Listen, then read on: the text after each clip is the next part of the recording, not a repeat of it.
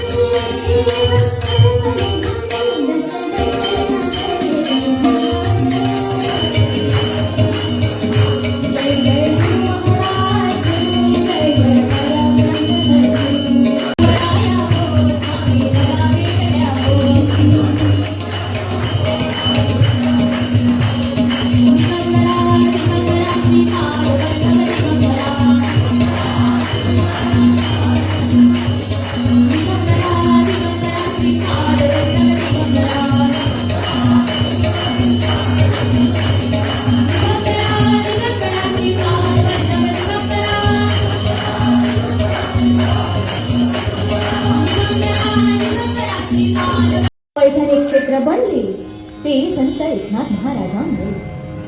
उत्तम प्रपंच, उत्तम परमार्थ यांची सांगड नाथाने घातली. सर्व विश्वात ईश्वर भरलेला आहे. अव्यक्त ईश्वराचे जनतात हे व्यक्त सुरू आहे. म्हणून या जनतेची सेवा म्हणजे ईश्वर सेवा आहे. हे तत्व जाणून प्रत्येकाने शुद्धीदाना, गोरगरिबांना, अनाथांना, पतितांना, निराधार लोकांना मदत करावी, अन्न पाणी द्यावे असा उपक्रम नाथाने सुरू केला.